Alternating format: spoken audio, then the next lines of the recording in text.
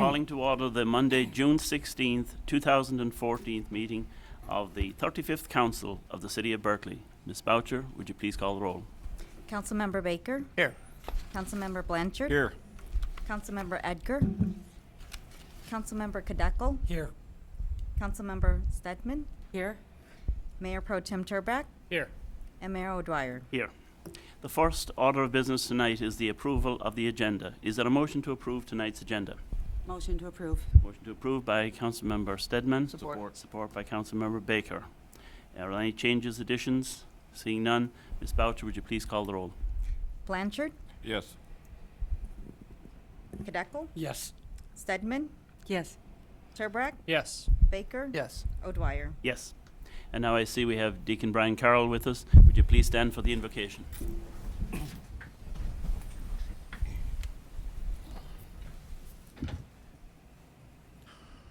O good and gracious God, we give you thanks for all the gifts you give us. We thank you for this beautiful summer evening. We thank you for all the gifts we have here in the city of Berkeley. We ask your blessing upon this council meeting, that its discussions may be cogent and kind, and its decisions wise and dedicated to the common good of the people of this community. And let us all say, Amen. Please remain standing for the Pledge of Allegiance. I pledge allegiance To the flag of the United States of America and to the republic for which it stands, one nation, under God, indivisible, with liberty and justice for all.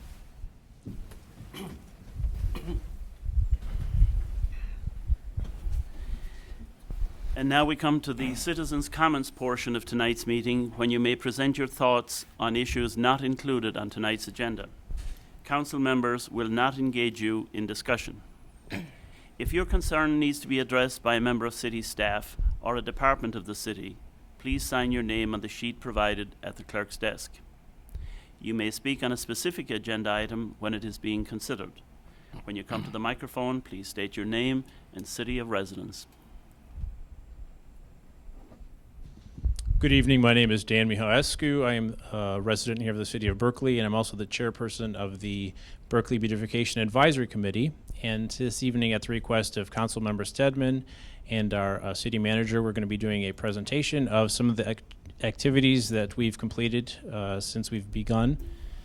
So let's begin here with the Berkeley Beautification Advisory Committee list of members. So again, myself is the chair. Wayne Atfield is the vice chair. My wife, Anela Mihaescu, is our secretary, and our two additional members are Doug Deeds and Mateo Pasalacqua. One of the items that we hope all of the people in attendance here and all those watching at home do is actually like our Facebook page. It's Berkeley BAC, and if one searches for Berkeley BAC, they'll find this page, and they can like us and then get communications regarding some of the upcoming activities and ways in which people can help. The welcome sign at Coolidge in 12 Mile, basically it's actually just north of 12 Mile. So that there you can see there wasn't anything planted, and this was actually, I believe, a year or so ago. So that was the before, and then that was the after. It has a lot of perennials, so we're trying to plant items that are not, don't require to be replanted in subsequent years. And additionally, this last week or so, we planted 2 holly shrubs behind the sign, so that in both directions, as you're driving both out of the city and toward the city, there's something pleasant to look at. The fire hydrants prior to the Dream Cruise last year we noticed were in pretty significant disrepair, so we painted all of those. You can see here an example of one that was very rusted and not quite colored properly, and we did get paint from the Department of Public Works, and we're able to paint the colors that were obviously much more visible and much more pleasant as well. The community garden is an element that's been spearheaded largely by Doug Deeds and worked in conjunction with the school district here. That property there is actually owned by the school district. One of the things that they did do was remove quite a bit of asphalt and just rocks and stones that were near the front of that space that you're looking at. and that was done early this year, and it looks significantly better. Each of those plots are rented out by residents, and they plant vegetables, and some people, obviously, they may not have the space to do that themselves, and it looks excellent, and Doug's done a great job with that. You can see there a photo of him as well, working the ground. The tree program flyers is something that we put together to encourage residents that may not know about the actual tree planting program that the city does, and try to briefly outline how it works. And what we did is try to encourage participation and monitor that by actually having voluntary contributions to plant those trees. And so if a home did not have a tree in front of it, we placed that flyer there for them. And last year we had quite a bit. I think it was approximately 21 or so residents who, because of that flyer, did plant trees in front of their home. The city compost is one of those items. It wasn't something that was high on our list of items to beautify, but we thought because of those cement blocks that were on the outside, it'd be nice to have some greenery there to make that look a little bit better. So we planted some round globe arborvitae, and those will grow to approximately 4 feet by 4 feet. So now they look fairly small, but with each subsequent year, they should grow and fill in that space very nicely. Tot lot was also an element that we did a little bit with early this year. There's been a lot of progress there that the Parks and Recreation Department has done, but what we thought to do with some of the extra grass that was available on 12 Mile was to actually line the side there so that residents on either side of the tot lot might see or have a little bit of privacy, and also to have a little bit of a beautifying effect for the actual playground itself. The bus stop was one of our most recent elements that we did. This was at, again, Woodward there on the west side, just south of 12 Mile. There was some work that was done by Consumers Energy, and we used that as an opportunity to actually request funds. Those funds were then given to the city, and we used some of that money to purchase the shrubs and plants. So we planted some grass, some perennials behind the actual bus stop, and also some perennials in the front of the bus stop, and also some perennials in trees in the corner. So it's one of those things that there was a person there that day when we planted these items that was actually quite appreciative of the work, and sometimes those that are required or have to use the bus more regularly, it's probably something that they appreciate, that we care about how that space looks. The Berkley Art Bash was incredibly successful. The weather was gorgeous this past weekend. We were there. We had a presence there. We were encouraging residents of the city to like the Facebook page and also to plant trees if, again, they weren't aware of the tree planting program, and several were not, and likely will be planting trees this fall. A couple of the contests that we do use to simply, more than anything, recognize other residents who do such a fantastic job with their yards is the Landscapes of the Year. So we had many honorees last year. They were wonderful homes, and they continue to beautify the city. We'll be doing the same this late summer, early fall.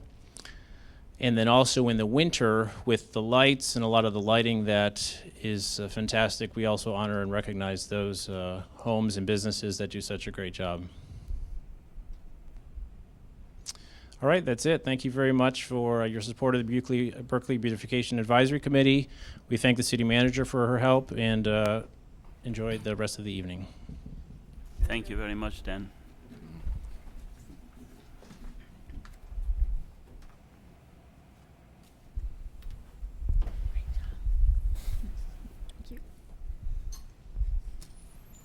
Matt Church from the Berkeley Library. I was happy to see this week's Eccentric with a headline that reads, "Area Libraries Keep Kids Engaged This Summer." So today was the kickoff of our summer reading program. The Friends had their annual ice cream social at the library, and we have summer reading programs for all ages, kids, teens, and adults. So stop by and check us out. Thank you, Matt.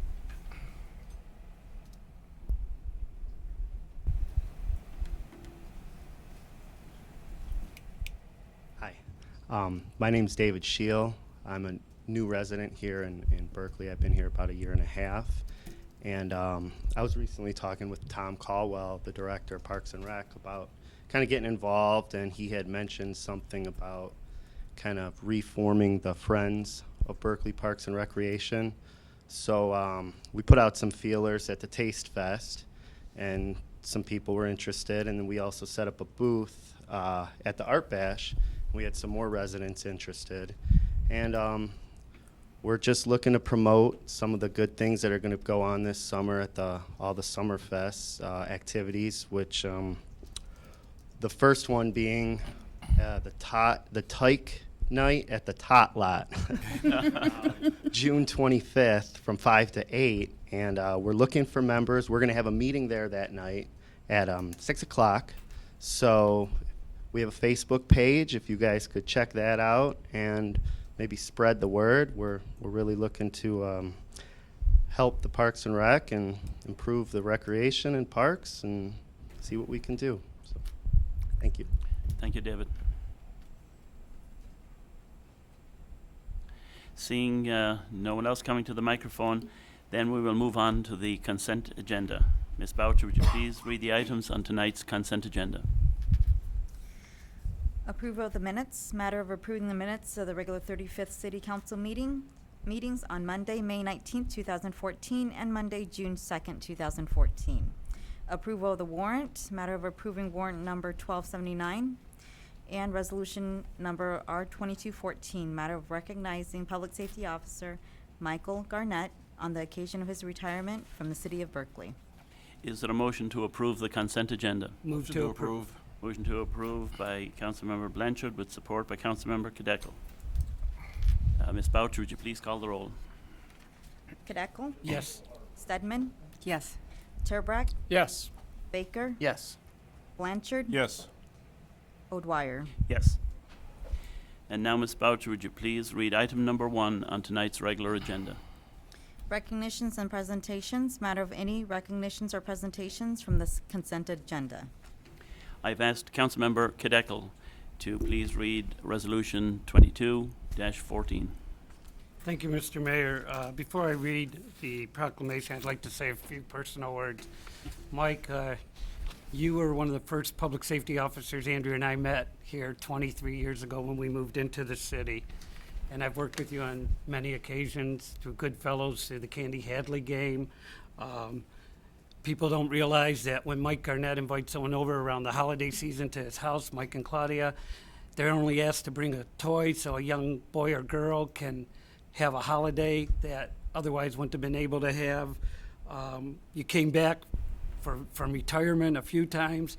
I was even quoted up here saying, I don't think you'll ever leave. And you've always put the city first.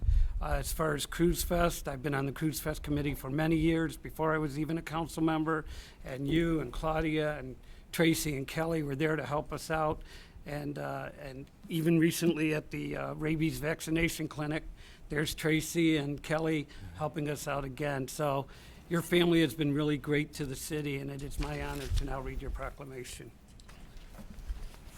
A resolution of the Council of the City of Berkeley, Michigan, recognizing Public Safety Officer Michael Garnett on the occasion of his retirement from the City of Berkeley. Whereas Michael Garnett began his career as a public safety officer on August 25th, 1986, and after 27 years of dedicated service to the citizens of Berkeley, has retired. And whereas during the course of his career, Mike received various certificates of completion for special training in advanced patrol techniques, firefighting, strategies, officer survival tactics, anti-terrorism awareness, critical incident intervention, and hostage negotiation. And whereas, in addition to basic patrol and fire duties, Mike served as the vehicle maintenance officer, facility maintenance and operations officer, firearms instructor, co-ran the Goodfellows program, and with the devoted help of his family, ran the Classic Car Parade. And whereas Mike received numerous commendations throughout his tenure in Berkeley, including departmental honor and distinguished service for outstanding performance and courage. And whereas while serving in the Berkeley Public Safety Department, Mike demonstrated a direct, candid, open-style communication, self-initiated performance beyond regular duty assignments, and a willingness to assist citizens. And whereas when Mike was not concentrating on keeping Berkeley the safe community we treasure, he spent his spare time with his wife Claudia and daughters Tracy and Kelly, as well as golfing, restoring cars, and enjoying time with friends and family. And now therefore, the City of Berkeley resolves, Section 1, that Michael Garnett be and hereby is recognized on the occasion of his retirement from the City of Berkeley and the City Council. On behalf of local residents and employees, expresses its sincere thanks and appreciation for his service to our city and extends our best wishes to Mike and his family. Introduced and passed at a regular City Council meeting on Monday, June 16th, 2014. Phil O'Dwyer, Mayor.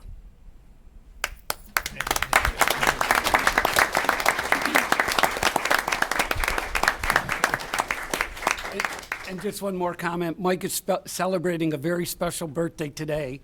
And where is he? At a council meeting. Well, thank you. It's an honor to receive this from council. It's been a wonderful career. I would do it again. I've had the privilege to work for 4 different chiefs, the last one beside me here. I have a lot of my wonderful friends that I made here. A lot of people wondered, is it hard being the old guy working with the young guys, but it's not.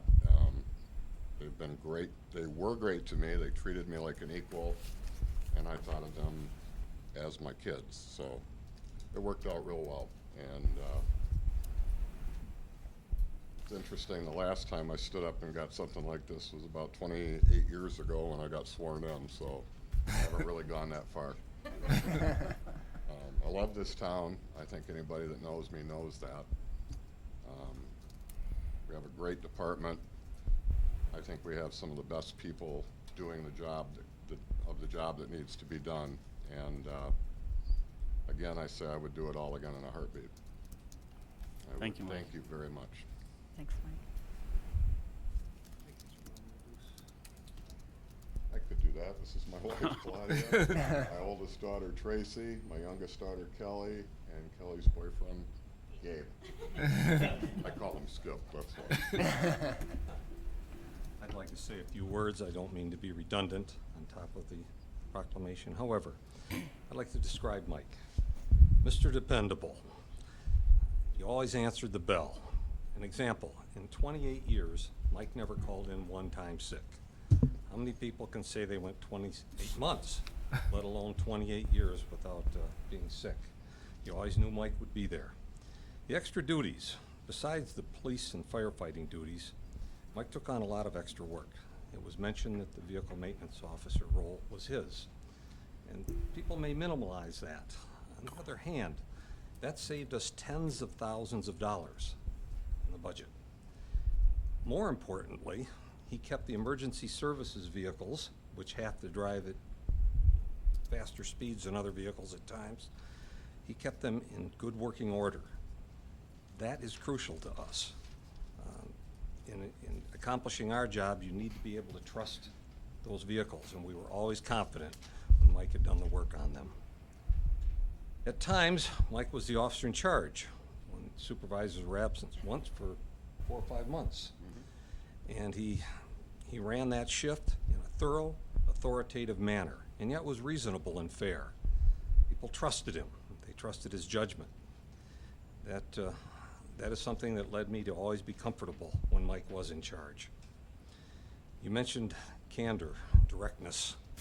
That is Mike. I always knew. I had the advantage of always knowing what Mike was thinking. He was never bashful or So did shy I. about telling me. And that candor is invaluable to management, especially in the police and fire department. Things happen quickly, and knowing Mike's opinion on things was very, very helpful to me. Yet he always respectfully addressed people. We didn't have any problem in any of those areas. He was direct, kind, considerate to us. I'll miss that. Michael?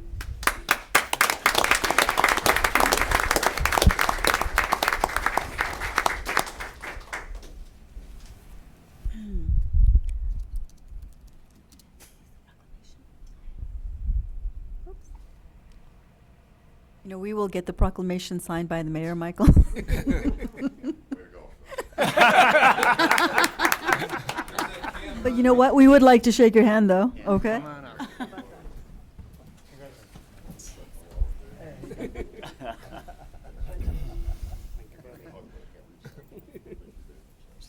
Mike. Should have had that proclamation. All right, didn't mean to do that. Thank you, sir. Congratulations. Good to see you too. We've known each other for a while. Wish you would. You youngster, you. Yeah, yeah. Congratulations. Thanks for all you've done, Mike. You've been wonderful. That's right. You went out with a splash of glory. Went out with a splash. I owe him that. That's fantastic. It's okay. This is wonderful. Nothing like going out with a splash. Yeah. Come back next time with a knife and I'll stumble into it. There you go. Well, to the residents at home, that's one of the joys of live television.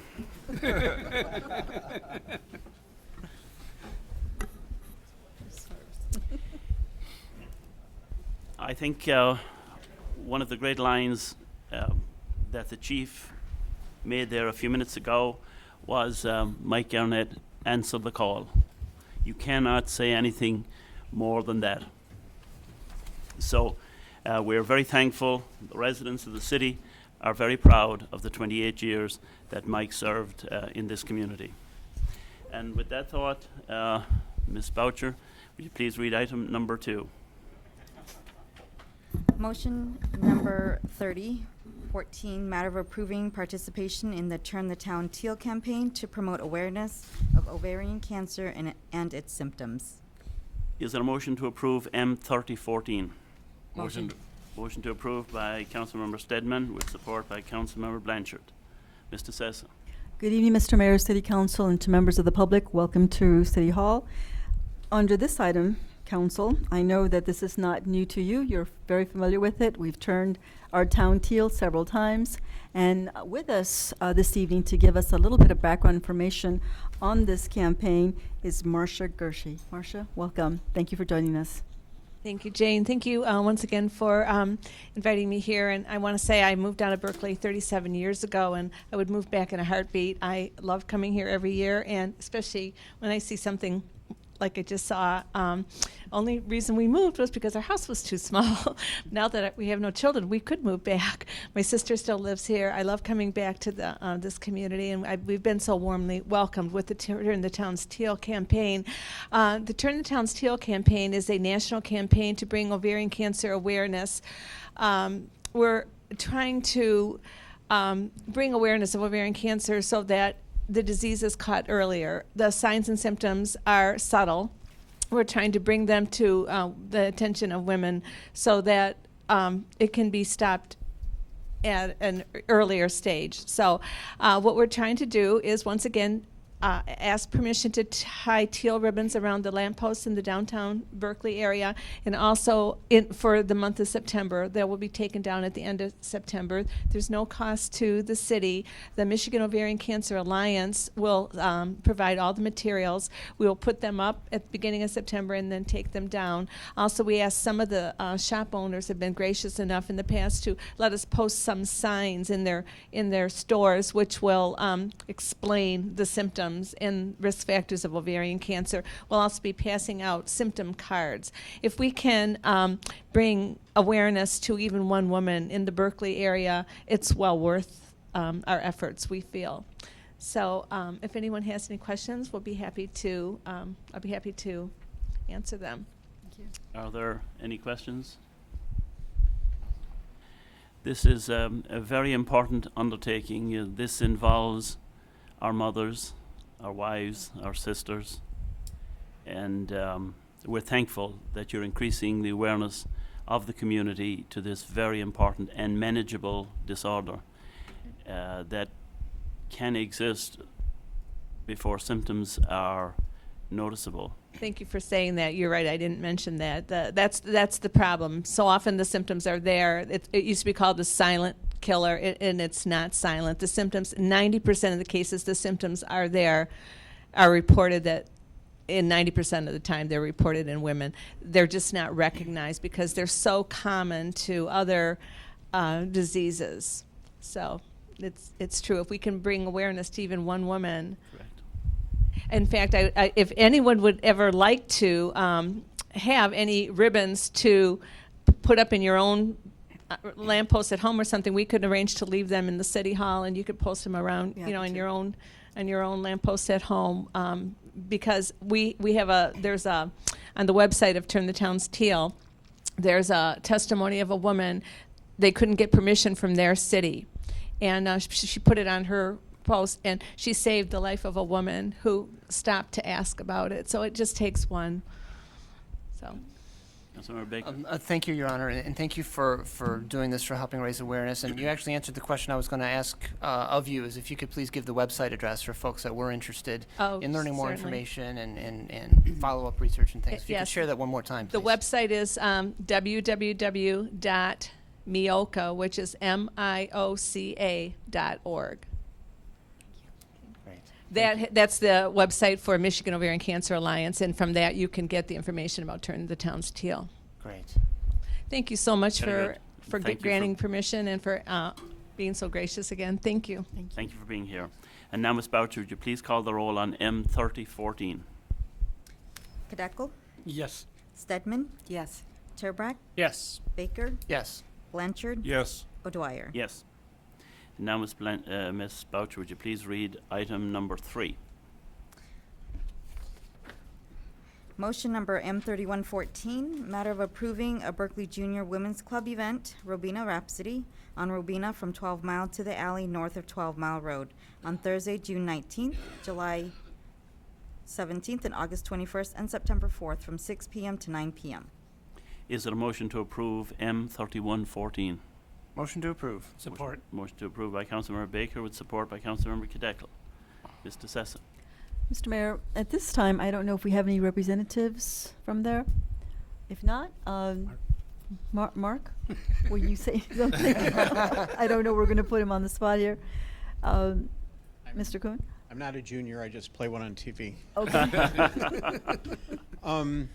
It's that time of the season. They were going to start tomorrow night, and they've got 4 or 5 different bands lined up, many of them local, and it's a great event. I mean, we're at it every year, and it works out really good. I mean, it's nice to see families out with a lot of kids, and they're drawing with sidewalk chalk and all that type of stuff, and the music playing and dancing and stuff like that. It's truly a great event. I really think that it brings out, it's kind of like one of those small community type of things, and people really come out for it. They enjoy it. Thank you. Mr. Sessa. I'll go ahead and put it, Mr. I just wanted to Mr. Mayor, clarify, you that's said okay. tomorrow night. Is it Thursday evening? Thursdays. Oh, Thursday, sorry. Okay. I One of just those wanted to nights. clarify. Like I said, I only play one on TV. Thank you. Thank you, Mr. Mayor. Thank you. No, I just wanted to concur with the comments already made. Mr. Mayor, City Council, this item has been reviewed by our Public Safety Department and also our City Planning. They do approve it and do recommend it. They've been very good at keeping to the time and closing on time. And as Mr. Kuhn indicated, residents very much enjoy this type of event. They have a band of some sort, and people can come down and just enjoy, bring out their lawn chairs and their children, and just have a good time. So with that, Mr. Mayor and City Council, we are recommending your consideration of this item. Very good. Any additional discussion? Seeing none, Ms. Boucher, would you please call the roll on M3114? Stedman, Yes. Turbrack, Yes. Baker, Yes. Blanchard, Yes. Kadeco, Yes. O'Dwyer. Yes. And now, Ms. Boucher, would you please read item number 4? Motion number M3214, matter of approving the Second Chance Network, 55 Van Dyke, number 214, Warren, Michigan 48093, to hold a solicitation charity drive in the city of Berkeley on June 25th through June 28th, 2014, and September 17th through September 20th from 9 a.m. to 7 p.m. Is there a motion to approve M3214? Move to approve M3214. Moved to approve by Councilmember Cadeckel, Support. support by Mayor Pro Tem Terbrack. Mr. Sessa. Yeah, Mr. Mayor, I'm not very familiar with this group, although I have read their letter and they certainly meet within our with our requirements. I don't know if they have representatives here from this group. Are there any representatives from Second Chance? No? Okay. They as has already been noted, it is a nonprofit organization, and they house and feed and help provide job training to the homeless in Macomb and Oakland County. And they are a registered nonprofit organization with the Department of Licensing and Regulatory Affairs. All funds that are made in Berkeley will be used to house Michigan homeless. They are 100% run by volunteers, so all the funds go to this great cause. Their goal this year is to raise $2,000 so that they will house and feed a family of 3 for 4 months. In their letter to us, Mr. Mayor, City Council, they do identify the various intersections that they're hoping to solicit funds, and they include the east side of 12 Mile before Greenfield, 12 Mile in Coolidge, Coolidge and Catalpa, 11 Mile west of Woodward, 11 Mile in Coolidge, only on the Berkeley side, and 11 Mile in Greenfield. They have submitted their charitable solicitation registrations, so if there are any questions. Again, I know they will work very closely with public safety to ensure everyone's safety when this is done, and we'll see how it goes, as they say, but we are recommending this matter for your consideration. Very good. Are there any questions on this topic? Councilmember Blanchard. Thank you. I got a question for the chief. Have they met with you to determine what the safety requirements are, and do they have vests, and have you talked to them about this? Yes, they have reflective vests, colored vests. We also discussed the intersections, the 11-mile intersections that aren't all ours. Right. That certainly at Greenfield and at Woodward, we have one corner, and they're approved for just that one corner. They had acknowledged in their application, they were aware of the 11 and Coolidge intersection being just the north part, but now they've added the other two. And yes, they're familiar with the regulations, and they'll be compliant. Thank you. Anything else? Seeing none, then, Ms. Boucher, would you please call the roll on M3214? Terbrack, Yes. Baker, Yes. Blanchard, Yes. Cadeckel, Yes. Stedman, Yes. O'Dwyer. Yes. And now, Ms. Boucher, would you please read item number 5 on tonight's agenda? Resolution number R2314, matter of recognizing the Berkeley Orchestra Association as a nonprofit organization operating in the city of Berkeley for the purpose of obtaining a charitable gaming license. Is there a motion to approve R2314? Move to approve R2314. It is moved by Mayor Pro Tem Terbrack with support by Councilmember Cadeckel. Mr. Sessa. Council, my understanding of this item is that they do require city council permission in order so that they can do this. So this is just a formality. We are recommending approval of this, Your Honor. Thank you. Any additional discussion on this item? Councilmember Baker.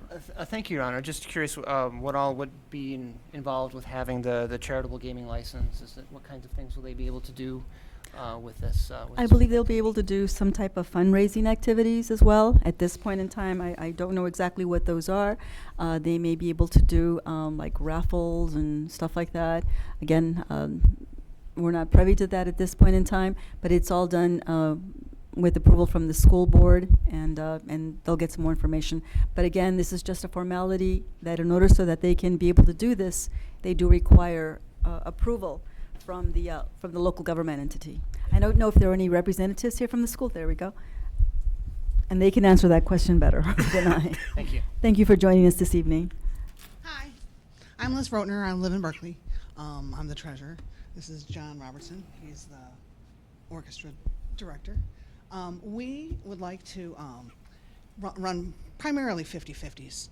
Sometimes it's so hard to get people to donate, and then when you know, maybe if there's a little prize at the end, you might take out a 5 instead of a single. Got it. So we just would like to, and this is the first step in, you have to have the city's approval, and then you submit all your other documents to the state, and then the state will decide whether or not you can have a charitable, if you meet the requirements to have a charitable gaming license. Too many questions? Great.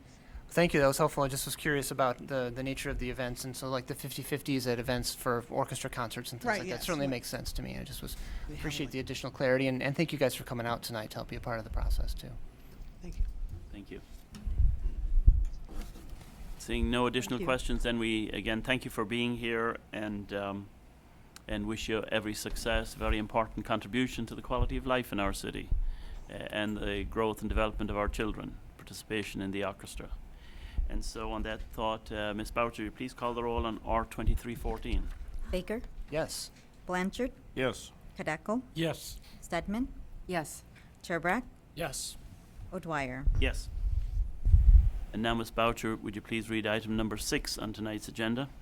Motion number M3314, matter of authorizing Berkeley City Manager Jane Bice DeSessa to sign the purchase agreement for a parcel of real property located adjacent to Merchants Park between Oxford and Cambridge Roads, west of Oakshire Avenue, to extend closing date. Is there a motion to approve M3314? Motion to approve M3314. Support. Motion to approve by Councilmember Blanchard with support by Mayor Pro Tem Turbrack. Mr. Sessa.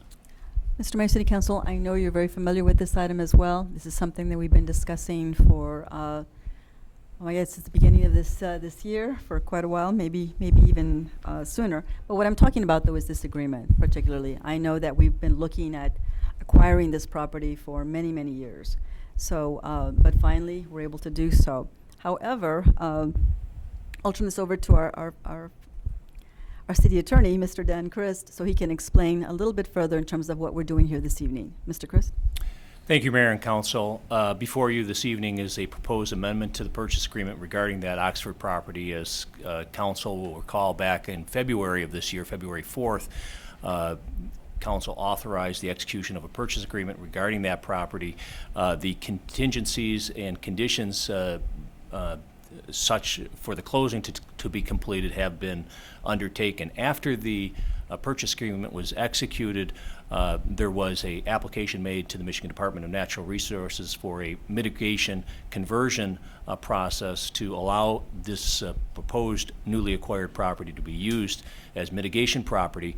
That application is still being reviewed by the Department of Natural Resources. The closing cannot take place prior to the approval happening in order for that property to be used as mitigation property. And that is really the basis or crux of why this proposed amendment is before you this evening, to extend the closing until September 30th of this year to, as proposed, provide that the earnest money for the purchase agreement be increased as requested by the school district to allow them to realize the majority of the proceeds prior to their fiscal year end, which is June 30th of this year. So really it's just a delaying approach so that this property that council already had decided that it is beneficial for the city can also be used as mitigation property, so the Department of Natural Resources hopefully will allow for additional grant consideration in the future for the city. Very good. Very clear. This is just another step in the process. Correct. As we roll along. Are there any questions for our city attorney? Seeing none, then, Ms. Boucher, would you please call the roll on M3314? Blanchard, Yes. Hideko, Yes. Stedman, Yes. Turbrack, Yes.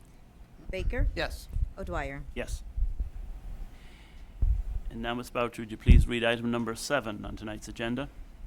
Resolution number R2414, a matter of approving a contractor agreement with Robert North as the Deputy Chief of the Public Safety Department for the period of 7/17/14 through 7/16/15.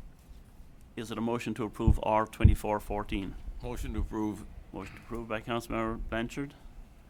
Support. Support by Councilmember Kadekla. Mr. Sessa. Council, I know that many of you are aware that as of I believe July 16th, 2014. This contract will expire. We are taking some earlier steps so that we can address some concerns. We are recommending this contract for your consideration. Chief Eshman, here he is here with us this evening so that he can go over just the very basics as to why we are doing this and requesting this item for your consideration. Chief Eshman, please join me. Thank you. Bob North. He was all set to retire next month. However, 5 retirements over the past 8 months, including 2 just a few weeks ago, who will be recognized at the next council session, have left, and they've left us in a difficult position. One of the 2 who left a few weeks ago was a lieutenant who was being trained by Bob to take over the overall patrol supervisory functions. The lieutenant unexpectedly retired 3 years short of his regular retirement date. He had another job opportunity, and so he took the early pension. He was an extraordinary person, and he will serve well where he is, but we are without him. So we have suddenly lost a great deal of institutional knowledge. First through the 5 who have left, we could not sustain the loss of 1 more at this point in time. We have 5 probationary officers in the station now. State-wise, tracks Safe Cities. This is a printout from their website. You've heard some of this before. But they have declared the 50 safest cities in Michigan with populations over 10,000. Berkley is number 5. That's an extraordinary achievement with all of the cities in Michigan. Bob North has had a great deal to do with that right up till today. Now, we need more time to again transition. This time we might train 2 people. We need more time to get everything turned over. We want to keep Berkley the extraordinarily safe city that this demonstrates. To that end, we've asked Bob to stay on for another year. And after weighing his long-anticipated recreational time with his fishing pole and hunting gear, he has once again stepped up to the plate and is going to stay another year. So we thank him. Thank you, Chief. Any questions? Are there any questions for the Chief? I have a comment, having worked with Bob for a number of years, and I know Bob is really looking forward to retirement, but as the Chief said, we got ourselves into a bind. A year ago, 2 years ago, it was asked of the Chief, do we have a plan to develop people and move on and fully staff? And the answer to that question was yes. Although, as the Chief mentioned, the big problem is we can't forecast retirements. And I work closely with the Chief. We've talked a lot about this, and we thought we had it all worked out, and we got surprised. So we asked Bob, and he thought about it for quite a while because he really wanted to go fishing, and he has decided to stay. So I think that's great. But we are still continuing to develop the people in the department, and we've got some fantastic people, and there's a career progression program that is going on in there, and we'll maintain the department. So thanks to you, Chief, and thanks to Bob. Excellent. Thank you. Any additional questions? Then, seeing none, Ms. Boucher, would you please call the roll on R 2414? Kadekel? Yes. Stedman? Yes. Turbrack? Yes. Baker? Yes. Blanchard? Yes. O'Dwyer? Yes. Now, Ms. Boucher, would you please read item number 8? Motion number M3414, matter of approving the J.C. Park Safety Path and Drainage Improvements Project from Keola T Construction Incorporated, known as KCI, 4623 Woodland Avenue, Royal Oak, Michigan 48073, in an amount not to exceed $49,000. Is there a motion to approve M3414? Motion to approve. Motion to approve by Councilmember Stedman. Support. Support by Councilmember Kadekel. Mr. Sessa. Council, as you know, our parks are very important to us. We make sure that we do our best to follow our master plan for our parks as well. But in this particular bid, we did encounter, obviously, as you can see in the memorandum that was put together by our Director of Parks and Recreation, some financial issues, and I'll let him explain in little detail. But for now, we are recommending your consideration of this item and approval, and I'd like to ask Mr. Caldwell to come up and give us a summary of what occurred with this item. Mr. Caldwell? Good evening, Mayor, Council. So we worked with HRC pretty closely on this project, and we thought we came up with a pretty competitive plan. We went to sealed bids, and due to two factors, the bids came in higher than the engineer's estimate of costs. Believe it or not, the cost of sand is rather expensive, and then just the time of year. A lot of we had a crazy winter, obviously, and the crews are extremely busy now. So the cost came in over. So I in talking with Eddie Zimmich with HRC, we came up with a plan that would allow us to drain more of the park. For anybody that's been at JC Park in the early spring through a lot of times through June. There's a lot of wet areas, especially around the play structures towards the middle of the park. So the new plan and the change order that you have before you would allow us to drain more of the park. The park is basically 235 feet in width and about 480 feet in length.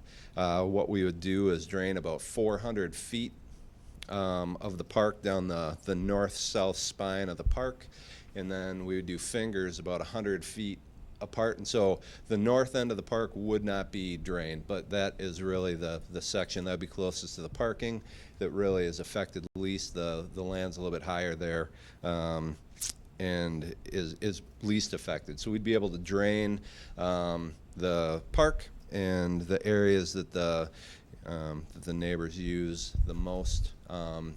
We'd hopefully be able to dry up a little bit sooner. The other aspect of the park would be a safety pathway along the south corridor.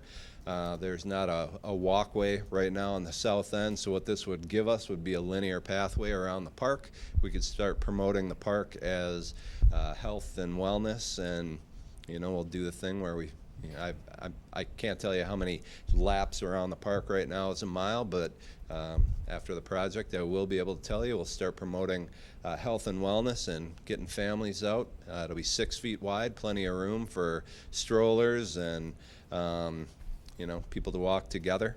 So that's kind of our idea currently for JC Park. Very good. Are there any questions for Mr. Caldwell? Councilmember Kadeckel. Thank you, Mr. Mayor. More of a comment. I remember a couple months ago, I walked the park with you at HRC and Mr. Carlton and McCarlton, and we were all excited about the volleyball. And I think it's a blessing in disguise that it turned out to be too much, because now we'll be able to do even more at the park. Throughout the summer, there'll be more areas for people to walk without sinking into the grass. Councilor Blanchard. Thank you, Your Honor. Is there a revised timeline for doing the rest of this later on? Have you put that into your thoughts at all? We do have some monies laid aside for park improvements next year, but it won't be enough to tackle the volleyball issue. One of the things, and I guess this experience kind of brings it home, that we really need to be looking at the fall for these projects. We've had 2 trucks, 4 lawnmowers get stuck in JC Park this spring already, and so we really need to work with a dry landscape and do it in the park. So I mean, Councilman, that's the first thing. We came up with the idea for sand volleyball in utilizing the survey that the community filled out, and that's one of the things that people are looking for. So it's something that we don't want to give up. We feel that JC Park would really be a good location for that, as well as the Oxford property. So we do have some options, and as soon as it fiscally makes sense, we'll get after it again. Drainage is all important, because if you don't have the proper drainage, you can't do anything in that property. Well, and that's why we decided we were going to do a piece of the park, because it made no sense to do this without drainage. So in reality, I think You that know, was a I good mean, decision. this is, you know, ultimately, this is a good thing. Yeah. Very good. Councilmember Baker. Thank you, Your Honor, and Tom, thank you again to you and the staff for pulling this together and bringing it before us here today. I know it's a lot of work, and working through the pieces makes a lot of sense. You know, if we can't do the whole thing all at once, at least we're taking reasonable steps forward, and I appreciate that logic. Can you just remind us again the potential time frame for this effort? If we were to start, when would we begin? How long would it take? And how can we communicate with the residents about that project? Well, pending approval tonight, we'll contact HRC in the morning, and we'll get with KCI, or Quality Construction. And the idea is to be complete with the project by the JC Jamboree on July 31st. Great. Thank you. Very good. No additional questions? Then, Ms. Boucher, would you please call the roll on M3414? Stedman? Yes. Turbrack? Yes. Baker? Yes. Blanchard? Yes. Kadeco? Yes. O'Dwyer? Yes. And now, Ms. Boucher, would you please read item number 9 on the agenda? Motion number M3514, matter of authorizing DA Mechanical LLC, 1144 Eureka Road, Wyandotte, Michigan, 48192, to remove and replace the arena's desiccant wheel at a cost not to exceed $21,282 from account 546-697-976000. Is there a motion to approve M3514? Move to approve M3514. Been moved by Mayor Pro Tem Turbrack, support by Councilmember Blanchard. Mr. Sessa. Council, I really don't have too much to add, except I'll ask our Director of Parks and Recreation to explain exactly what this desiccant wheel does and its importance. Mr. Caldwell. Thank you. So again, HRC worked with us on our RFP on this project, and they're going to evaluate the job once it's complete. But the desiccant wheel is the dehumidification system. It's basically a giant honeycomb that takes the moisture out of the air. It typically doesn't affect us in the winter when it's really cold, but in the fall and in the spring, that's when, you know, the warmer air with the cool ice creates fog. We had about $2,700 worth of lost revenue in the fall from not being able to charge teams because there was too much fog. There's fog on the ice. So DPW, Derek lent us a really big fan, and we had the fan blowing, and that helped for a while, but there were a couple days where humidity affected us to the point where there was fog on the ice. So the desiccant wheel, we've had it checked out. DA Mechanical, by the way, they're the ones that do most of the maintenance on our compressors, the cooling tower, and the dehumidification system. So they are most familiar with the job. They've worked with Munters Incorporated, who actually built the dehumidifier. So they have all the specs. They'll be using Munters parts. So this again is there's literally big chunks of it's a big honeycomb. It's like a filter that you put in your house, just, you know, to a grander scale, and there's chunks of it missing. So this needs to happen. Very good. Councilmember Blanchard. Thank you, Your Honor. Just a quick question. What's the expected life of one of these desiccant wheels? Well, this desiccant wheel lasted from, I mean, this is original to the building. We probably should have replaced it about, I don't know, probably 5 years ago, but we didn't. I'll have to look. There is a warranty, you know, but they figure that it's a 20-year project. We really got 30 out of the last one. Should have been replaced in 25. Thank you. Very good. Well then, seeing no more discussion on this topic, Ms. Boucher, would you please call the roll on M3514? Turbrack? Yes. Baker? Yes. Blanchard? Yes. Kadeco? Yes. Stedman? Yes. O'Dwyer? Yes. And now, Ms. Boucher, could you please read item number 10? Motion number M3614, matter of authorizing Gallagher Fire Equipment Company, 30895 West 8 Mile Road, Livonia, Michigan, 48152, to perform system maintenance and head replacements for out-of-code features in the ice arena at a cost not to exceed $6,100 from account 546-697-976000. Is there a motion to approve M3614? Move to approve M3614. Moved by the Mayor Pro Tem and support by Councilmember Kadeco. Mr. Sessa. Council, again, I really don't have too much to add to that statement, except that we did go out to bid. We did receive some bids on this. It is something that we need to do. It's part of our maintenance of our ice arena, and we are recommending it for your consideration. Mr. Caldwell? Thanks again. Again, with this project, we worked with HRC on the RFP. One of the exciting parts about this actually is Matt and I worked together on our RFP, and we really hope that, that kind of togetherness really, brought about more of a quality bidding. Anyways, Gallagher came in with a low bid. There was two. We are going to replace all the out-of-code features in the fire suppression system and the backflow preventer in the Zamboni room. This is not a complete fire suppression job. We're not going to suppress the whole building.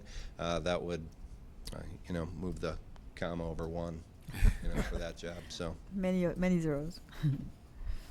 Any questions for Mr. Colwell on this item? Seeing none, then Ms. Boucher, would you please call the roll on M3614? Baker? Yes. Blanchard? Yes. Kadeco? Yes. Stedman? Yes. Turbrack? Yes. O'Dwyer? Yes. And now, Ms. Boucher, would you please read item number 11? Motion number M3714, matter of authorizing the purchase of official Dream Cruise merchandise at wholesale for a cost not to exceed $32,000 and sell it at full retail. Funds for the expenditure will come from account 614-915-818-000. Is there a motion to approve M3714? Move to approve M3714. Moved by Councilmember Kadeco. Support. Support by Councilmember Baker. Mr. Sessa. Council, I know you're very anxious to hear from our chair, Mr. Mark Kuhn, and give us more detail on this item. Mr. Kuhn? Mayor, council, like all in the years past, we're coming to do the same thing. The interesting thing that I found this year, because we went and looked at the merchandise a few weeks ago, I don't remember, and they had it all set up, and it's very nice merchandise. I really like it. I like some of the things that they did and some of the things that we managed to do, I think, by dumb luck.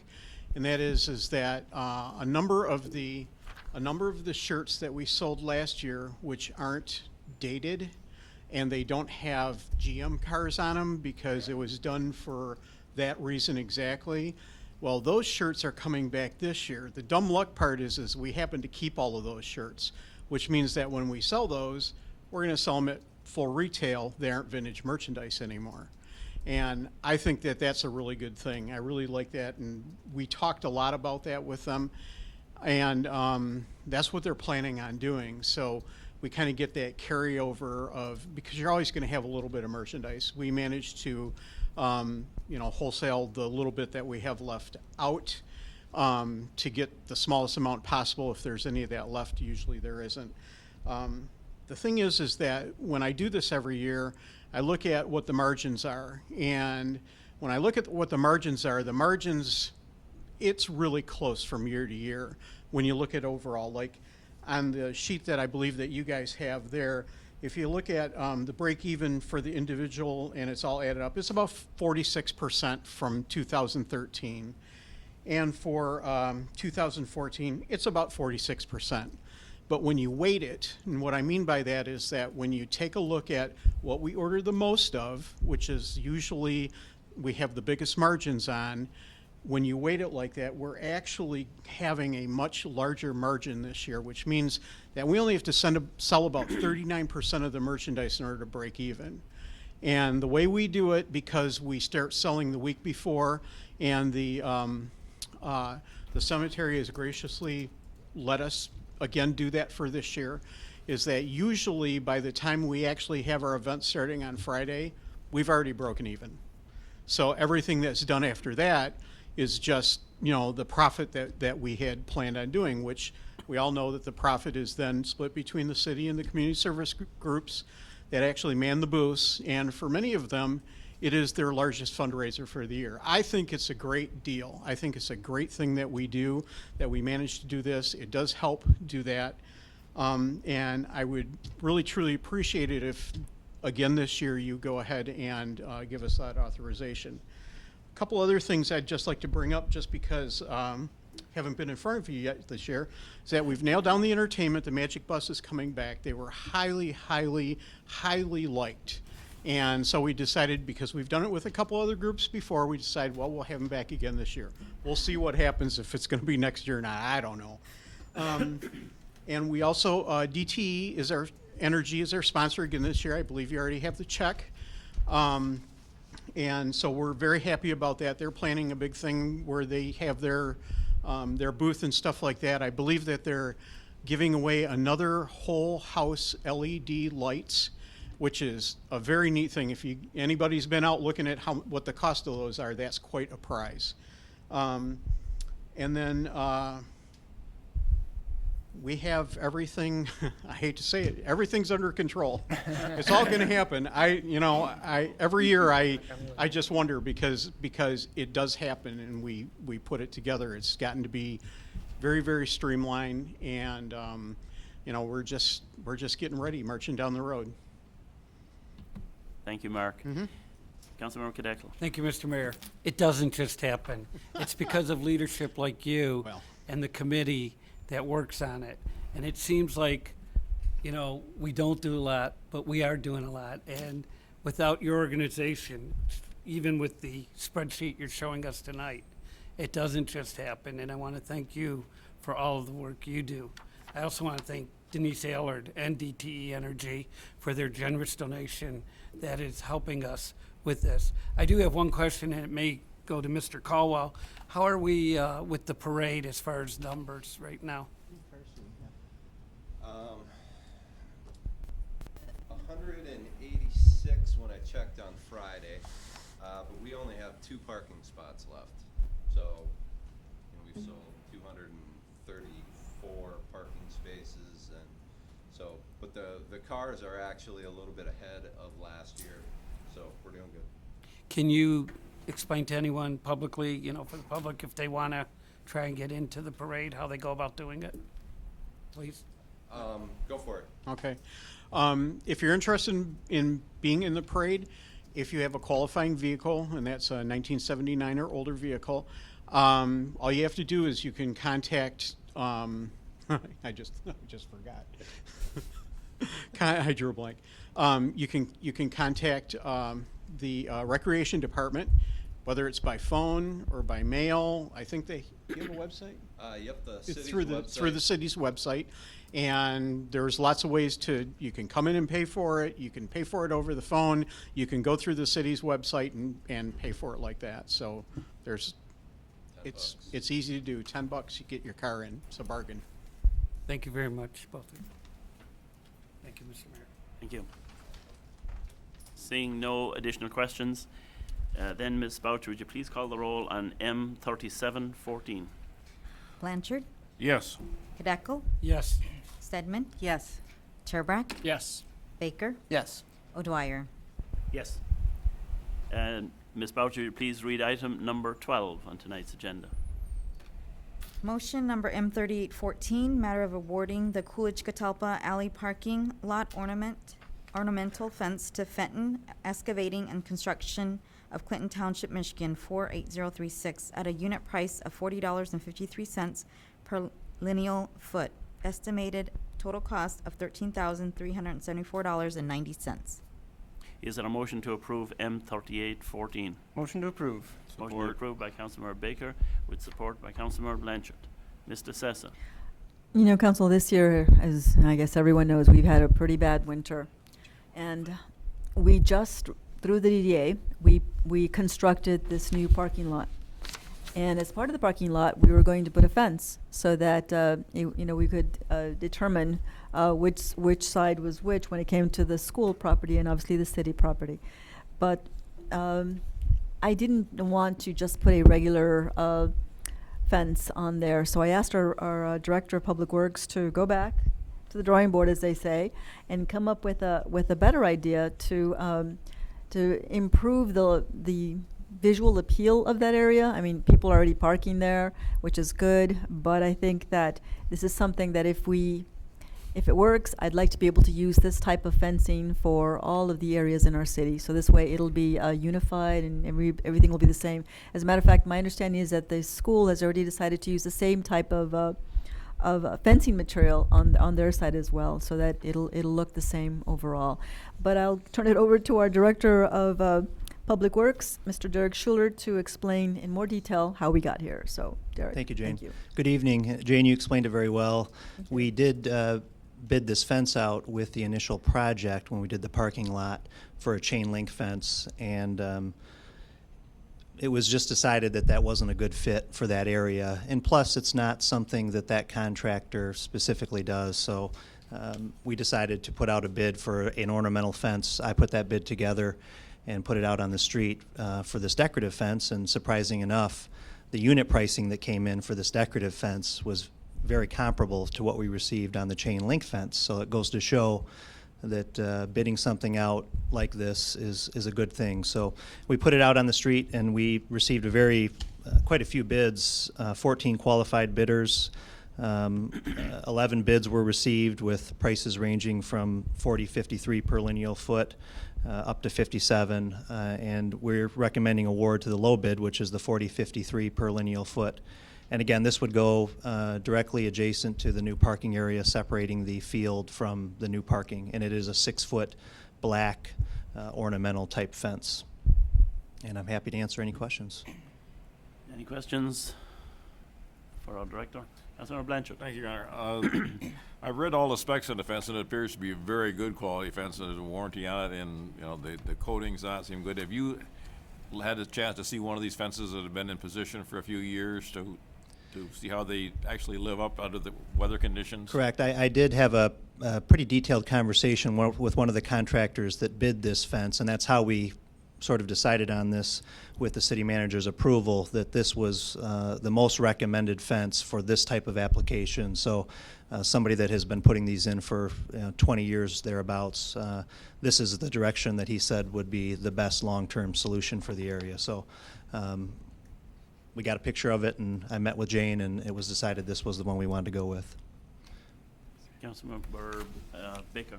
Thank you, Your Honor. Thank you for this material. And to kind of follow up on that, I did have two questions. First, just any of the safety characteristics we could speak to as to the quality, the tensile strength of it, the ability for kids to tug on it, and that kind of stuff.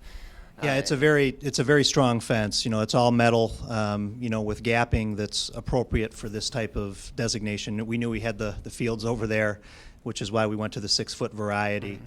It's a very strong fence. I'm trying to remember what the separation was on the post. I almost want to say it was 8-foot sections, but it was a very sturdy fence, and we knew it wasn't cheap, but I didn't expect to get pricing this competitive, so I think we were able to take advantage of that. But it looks like a very quality fence. Good, thank you. And the second question was with timing. If we were to move forward with this, can you tell us when it might begin and about how long it might take? Well, I asked them to be done already, but I knew we had to get formal award. Technically, based on the specs that were assembled, we gave them a 30-day after notice of award, which would be tonight. But I've already been in discussions with them expressing my interest to have this done prior to the end of the month. So I am pushing to have this done before the end of the month. The reason I put the 30 days in is because I called the manufacturer when I was putting together the bid spec, and they told me that that was a reasonable time to gain all the materials. But more discussions have turned up, and I think that we can beat that considerably. Great, thank you. Good. Mr. Sabuda. Thank you, Your Honor. I would like to address Councilmember Blanchard's question regarding how does it look after years of service. And I can certainly tell you, I worked in 2 different municipalities prior to Berkley. In '95, we put this type of fence, same materials, same quality, around the golf course. Absolutely beautiful today. Also, another golf practice facility, different municipality. 2001, 2002, put it up. Still absolutely spectacular today. Not only did it look so good, Wayne County put it around their facility, which is in the neighborhood, and it still looks spectacular today. Thank you. Thank you. Good. Thank you. Any additional discussion, questions on this item? Seeing none, then Ms. Boucher, would you please call the roll on M3814? Kadeko? Yes. Stedman? Yes. Terbrack? Yes. Baker? Yes. Blanchard? Yes. O'Dwyer? Yes. Now, Ms. Boucher, would you please read item number 13? Motion number M3914, matter of approving the LED streetlight conversion master agreement between the Detroit Edison Company, DTE, and the City of Berkeley. Is there a motion to approve M3914? Motion to approve M3914. Motion approved by Support. Councilmember Blanchard with support by Councilmember Stedman. Your Honor, Yes. if I may, I'd just like to disclose to the board here and to the folks at home that I do happen to be a employee of DTE. I'm proud to be so, and it's through that lens that I'd like to ensure that there's no apparent conflict of interest. I'd like to ask to be excused from this particular item. Without objection, can our colleague be excused? Seeing no objection, then Mr. Sessa. Thank you. Thank you, Councilman Baker. Thank you very much. You know, Your Honor, I know that our Director of Public Works has been working very diligent on this item. He's been working very closely with DT officials, and he's done a tremendous job on this item. This agreement was also reviewed by our city attorney to make sure that it met our requirements, and he did approve it. So with that, I'm going to turn it over to our director so that he can explain in great detail what he's done. Now, before I do that, one more comment I think is important. He's done such a great job that we've already had some other cities contact us on this item, and they showed some interest, and we've already spoken with them. So again, we'll see what happens there, but this is a great project, I should say, not just going to be great. And we do have a representative from DTE. He will be introduced by our director in just a few minutes, so I'll turn it over to Mr. Schuler. Thank you. Thank you. Good evening. This is something that I've been working on for some time, about a year, have brought us to this point. Just to summarize, we have over 750 streetlights in the city of Berkeley. 30 are metered and 720 are unmetered. Of those unmetered, 230 are ornamental in style. That would be like 12 Mile Road downtown, for instance. And then 490 are the standard overhead like we see in the residential neighborhoods. DTE owns and maintains the 720 unmetered lights, and I think that's important to know that DTE actually owns those lights and maintains those lights for us, with the city of Berkeley paying for power. And I've mentioned the charges there, and it's about $16,500 per month for the power use of those streetlights. So this is real significant funds that we're talking about. So we've been working with DTE for about a year. Reggie Brown and I have had several meetings, and I'll have Reggie come up in a few minutes to introduce himself. But basically what we're looking to do is convert about 250 of our streetlights from mercury vapor to LED, which will result in considerable cost savings for us. The payback period on this, if you look at some of my detail, is only just over 3 years. So in a little over 3 years, we'll have paid for this initial investment, and then it'll be savings from that point forward. So this, in my mind, is a real no-brainer, and I was very excited to hear about the program, and I believe for some time that it was too good to be true, and I was waiting for something to come up that took us in a different direction, but it's all true. And just to summarize it for you, the initial costs for the city of Berkeley are approximately $79,500, with DTE contributing $16,000 in free labor, and we also receive a fixture rebate that we're estimating to be about $12,000 to be sent to the city after construction is complete. And as I mentioned before, after considering all the initial charges and costs, we end up at a payback period of only 3.15 years to make up this initial investment, which is just great. So we've the master agreement is before you tonight. Timing-wise, we do need to get this to DTE signed before the end of the month, recognizing that these funds have not been appropriated until the next fiscal year. So we will send them the check, if you will, after the first, but they, based on their timetable, need our agreement signed before the end of the month. And then construction of this, all the work must be done by November 30th, 2014. So everything will be completed by the end of November. So Reggie, why don't you come on up? Reggie Brown is who I've been working with from DTE. And maybe Reggie can give a couple highlights of this program as far as other cities are concerned. Sure. Mayor Dwyer and City Council, thank you for having me out this evening. Wow, I hate to kind of go behind what Derek just explained, but he just covered everything. But just to go over and recap some of the municipalities that have participated in both last year and this year, some of the responsibilities that I've been responsible for. St. Clair Shores, City of Roseville, City of Monroe, City of Milan, City of Ann Arbor. And as you can tell that, when paybacks are like this, you have to, be aggressive enough to go ahead and take advantage of it. And my thoughts are on working with Derek on this. When you get a little bit over a 3-year payback, you have to take advantage of it. So it's been a pleasure working with him on it. Very good. Thank you. And thank you for being here. Not a problem. Thank you. I have a question for Derek. We have 750 streetlights. Do we have enough streetlights? Yeah, I've looked at this myself. We've got distribution maps. I know Reggie has one that we've looked at, and just to give you a sense of the area that we're going to be touching here, it's really encompassing a good part of everything south of 12, east of Greenfield, north of 11, west of Woodward. So this is a pretty good chunk of the city that will be covered. Not every light in that section, in that area will be covered, but this is going to be a pretty good swath of our residential streetlights. And Mayor, it's a very dense, when you look at the lighting diagram on the GIS, it's quite dense, and these LEDs will obviously even bring more light. This is going to be applied to existing fixtures, so it's not like we're putting in new streetlights.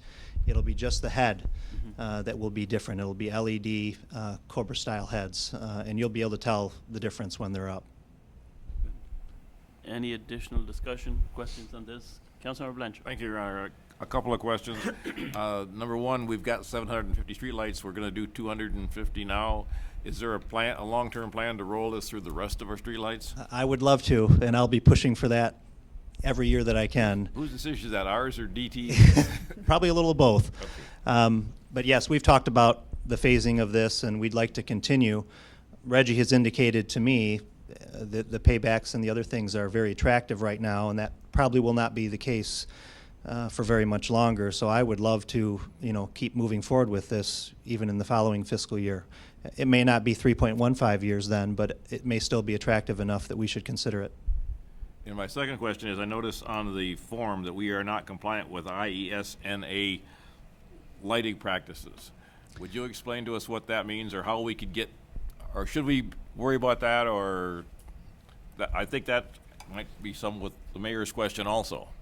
No, you shouldn't worry about that. Basically, what that entails is that if there's any major road reconfiguration, we're not doing any road reconfiguration. We're just upgrading the existing fixture just to be able to cover the area that's already existing. Okay. Very good. Thank you. Any additional discussion on this item? Very good. Thank you, Derek, Thank you. for your leadership on this important matter, and thank you to DTE as well. Appreciate that. Great job. Is there, Ms. Boucher, would you please call the roll on M3914? Stedman, Yes. Turbrack, Yes. Blanchard, Yes.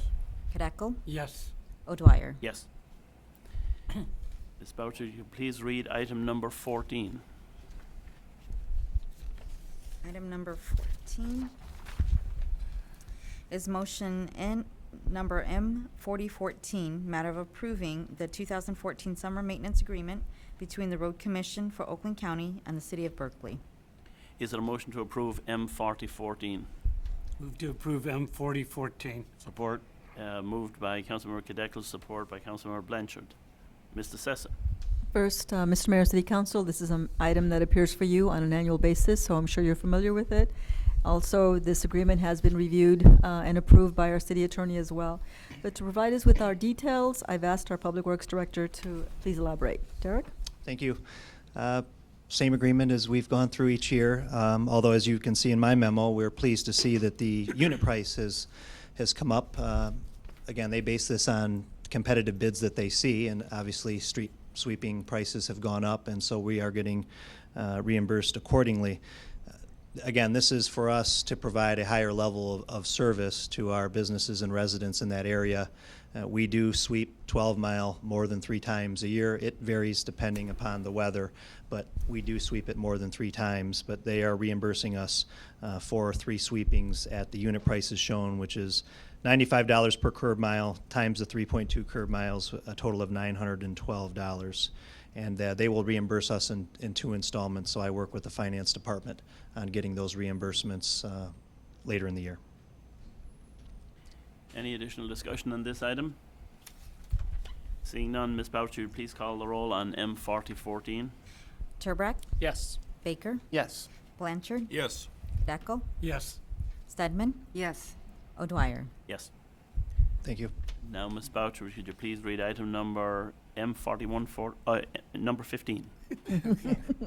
Getting ahead of myself there. Motion number M4114, matter of amending the City of Berkeley's fee schedule effective July 1st, 2014, to increase the print charge and photocopier charge from 10 cents per page to 15 cents per page, to charge $8 per flash drive sold to the public, to charge a $10 collection agency referral fee to delinquent accounts, and increase proctoring fees from $0 to $10 for residents and from $10 to $20 for non-residents at the Berkeley Public Library. Is there a motion to approve M4114? Motion to approve. Motion Support, to approve both. by Councilmember Stedman with support by Mayor Pro Tem Turbrack. Mr. Sesson. Council, whenever we make any changes to any of our fees, it requires your consideration, your approval. Our library director, Mr. Matthew Church, has reviewed this matter and is recommending these increases for your consideration. We have him here with us this evening so he can elaborate a little further. Mr. Church? Great. Welcome. Thank you very much. The library spends a considerable amount on toner costs throughout the year, so we're looking at recouping some of those costs by increasing the print charge and also the photocopier charge. The flash drive is a new item for the fee schedule. We currently pay $6 to $6.25 per flash drive and sell them at cost to the public. Increasing the fee to $8 will bring in some additional revenue to cover staff time associated with the sale and purchase of those items, and it would also cover the sales tax that will be reporting to the finance department each month. The collection agency referral fee deals with a contract that will come before you next this evening. That is for pursuit of delinquent accounts, $50 or greater. And then finally, the proctoring fees. We currently charge no fee for residents to proctor and $10 to non-residents. I'm looking at increasing the non-resident fee to $20, and the resident fee would go to $10. So as more classes are going online, we see the demand for proctoring services increasing, and that's taking more staff time, and that will allow us to capture some revenue for that service. Thank you. Any questions for our librarian?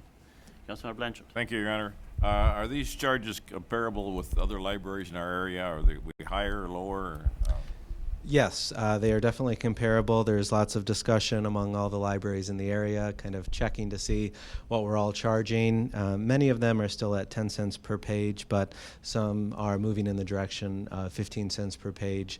Some even jumped all the way to 25 cents per page. So I think this will put us in a good position. The flash drive is certainly comparable. The collection agency referral fee is a very standard fee, and same with the proctoring. Proctoring is sort of all over the place. Some libraries charge nothing for anyone who walks through the door requesting the service, and others charge $20 or $30. So I think we're in a good position with the two proposed fees there. Thank you. Yes. Mayor Pro Tem Turbrack. Thank you, Mr. Mayor. How frequently would you say somebody's asked to proctor? Does that happen on a weekly basis, daily basis? Just depends on what's going on? It depends on kind of the fluctuation of the semester. I'd say at least a few per month come in. it depends on what the needs of the students are. We have some folks who come a little more regularly and some just a few times per year. So it's possible that once we get this established, we may want to promote it some more and bring in some additional revenue. Can anybody at the library proctor? It's Do generally you have to the sign something? It's generally assume? the adult librarians that take care of the proctoring. We do have proctoring guidelines asking that people make arrangements about a week in advance, and depending on the university, we'll just receive something in the mail. Sometimes we receive an email code. Sometimes we have to mail something back. So it varies greatly. Okay, thank you. Yes. Any additional discussion on this item?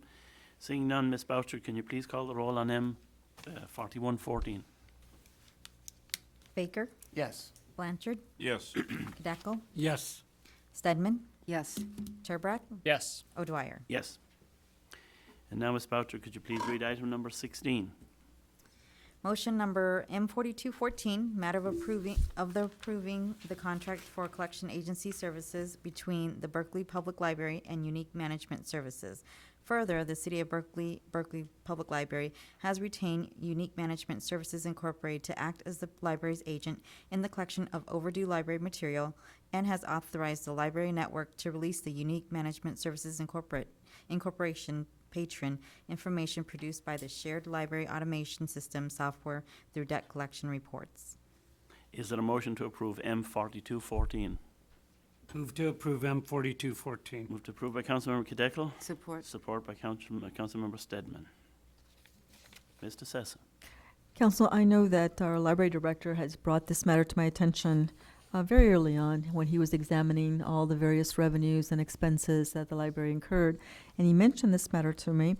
I asked him to go back and do a little bit more research, and what you have is his recommendation, and I do concur with it as well for your consideration this evening. Please know that this agreement was also reviewed by our city attorney, and I know he made some significant changes than what it was originally. I think it was originally 1 page, and he brought it out to 2 or 3 pages after all was said and done. But that is good. That is good because I believe that it sets forth the proper matters to protect not just the resident but also the city of Berkeley.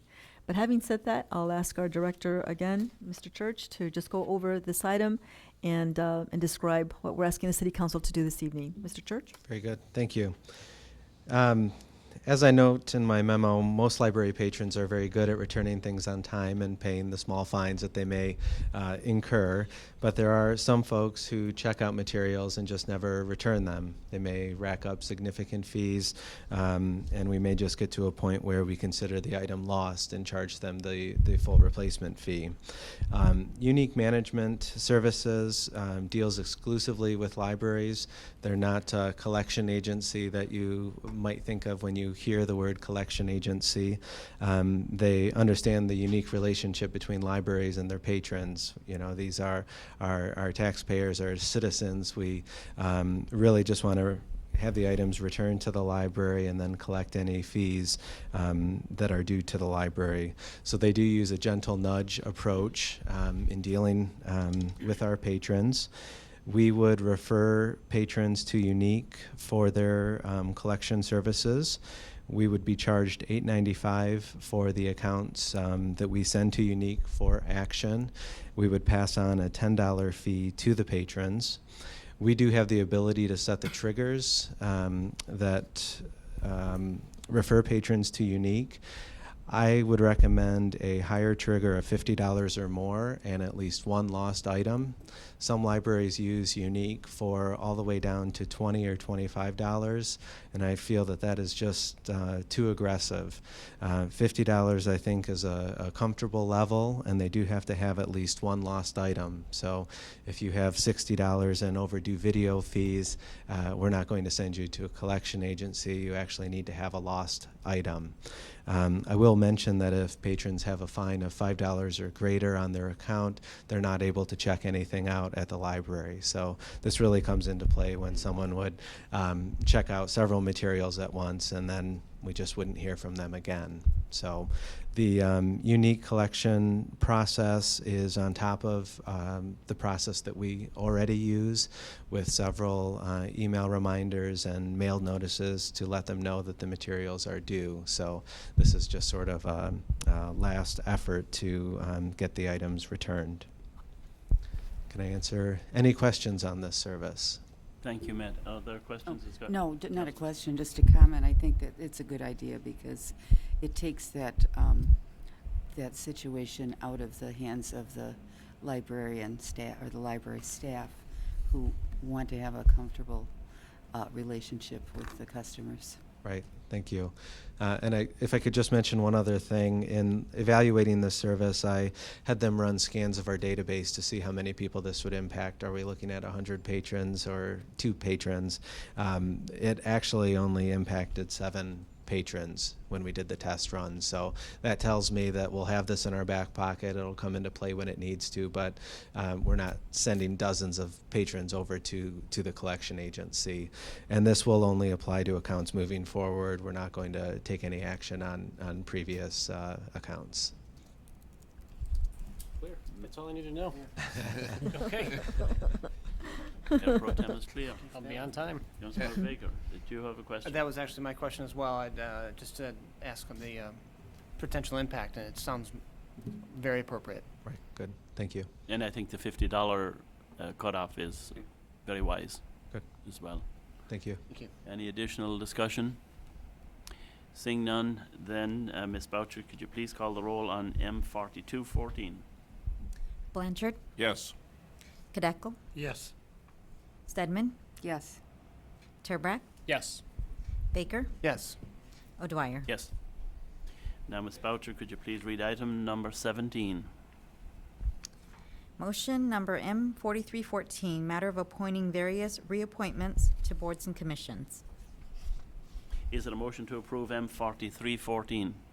Motion to approve M4314. Support. Moved by Councilmember Blanchard with support by Councilmember Baker. Mr. Sessa. Council, under this item, you have the opportunity to either reappoint some individuals whose terms may be expiring, or maybe some new individuals that will replace those people that will no longer, or for whatever reason, can volunteer their time. This is something that's obviously very important, and it's very important for us. These are key individuals. They're part of our community, and we do recommend the appointment of the individuals listed. But with that, I think I'll turn it over to the mayor so he can go individually and discuss this matter with the council. Mr. Mayor? Thank you. Now, we are appointing people to various boards and commissions in the city, and without objection, then we will appoint them en bloc. And I will read the list. Okay. For the Beautification Advisory Commission, Douglas Deeds. For the Board of Review, full 4-year, expiring in 2018, Tom Byers.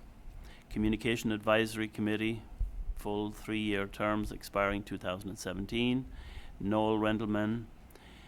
For the Historical Committee, full 3-year term, expiring in 2017, Susan Richardson, Neil Ring. Library Board, full 5-year terms, expiring 2019, Julie Goldsworthy. Planning Commission, 3-year terms, expiring 2017, Michelle Buckler, Dottie Pop. Public Safety Pension Board, full 4-year terms, expiring 2018, David Sabuda, James R. Smith. Tree Board, full 3-year term, expiring 2017, Charles Tyrrell. Zoning Board of Appeal, full 3-year term, expiring 2017, Mike Kirby, Barbara Morris, Dean Smith. The Downtown Development Authority Board of Trustees, full 4-year term, expiring 2018, Robert Coolijanesco. Now, that is the list. Is there any additional discussion on that list? Mr. Sessa. City Council, on the DDA, they usually select someone that represents from the Coolidge side and some from the from the 12 miles, so that's what the Coolidge is about. Correct. That's right, that's Mr. Okay, Sesso, yep. just a clarification. That's right, thank you. Thank you. Any additional discussion? Your Honor, we just have some very talented people on this list that Absolutely. we want to make sure we don't lose, because things might come to not a grinding halt, but we should definitely slow down, because we got some people on here that are doing great service to the community, and I just want to stress that so our viewers at home know that this is very important. Absolutely. As one of the great strengths of this city is the level of volunteerism, people willing to come forward to share their talent, their expertise, and their time on these very important commissions and committees in the city, and we're grateful to them. We have the kind of city we have actually because of people like them. Yes, exactly. Ms. Boucher, could you please call the roll on M4314? Kadeko? Yes. Stedman? Yes. Turbrack? Yes. Baker? Yes. Blanchard? Yes. O'Dwyer? Yes. And now, Ms. Boucher, could you please read item number 18? Resolution number R2514, matter of authorizing amendment of the 2013-2014 operating budget, those operating funds as presented. Is there a motion to approve R2514? Motion to approve. Move to approve by Councilmember Stedman, support by Councilmember Cadecle. Mr. Sessa. Council, this item also appears before you for your consideration. I'll ask our Director of Finance, Mr. David Sabuda, to go over them with you. But before I turn it over to him, one of the things that I was asked recently, I'm working to put together a presentation on finance, and many individuals were surprised that we do this on a regular basis instead of quarterly or 6 months. But so while I'm not surprised that our finance director does this is good. I'm very pleased to say that we do it, I think, on a regular basis. I prefer it that way than instead of just waiting for the 3 months or the 6 months to occur. It's a little bit more work for a finance director, but I think it's important. So thank you. Mr. Sabuda? Thank you, Mrs. DeSessa. I think following up Mrs. DeSessa's comments, the spirit of the law is when you know, you amend. And that's been our philosophy, and that's been my philosophy since I've gotten into the business. So it's good that this has happened. So, okay, what you have before you this evening is 2 budget amendments. They both deal with the Downtown Development Authority, Tax Capture Fund, new spending, $5,800 in total. The first Part A of the amendment is our increases to the tax tribunal line item. What this is people have appealed their property taxes. And with that appeal, we either win or we lose, depending on how that case goes. And in this case, this year, we've lost more than we've won. So what has happened here is we had an original appropriation of $12,000. We've spent, due to losses at the tax tribunal, of about $16,400. So we need an additional $4,400 to cover those expenditures. The second piece is sidewalk repair. We have to fix some sidewalk on 12 Mile Road within the Downtown Development Authority, and it's an additional $1,400. Right now, we have to make it safe. So with those requests for appropriation, we would take care of these expenditures as we finish out the fiscal year. I'll be happy to answer any question that you may have. Question from Mr. Sabuda? Seems very clear and straightforward. An additional point. One last thing. The Downtown Development Authority has already approved the amendments. Very good. Thank you. Thank you. Then, Ms. Boucher, could you please call the roll on M2514? Stedman? Yes. Turbrack? Yes. Baker? Yes. Blanchard? Yes. Kadeko? Yes. O'Dwyer? Yes. And now we come to the communications portion, and Mayor Pro Tem Turbrack, I believe, is up first. Thank you, Mr. Mayor. I want to start off by also congratulating Mike Arnett on his retirement after 28 years. We heard about all the accomplishments and the dedication and everything that Mike has put in to the city. It's absolutely phenomenal to me, as the chief mentioned, that in 28 years, he never called in sick one day.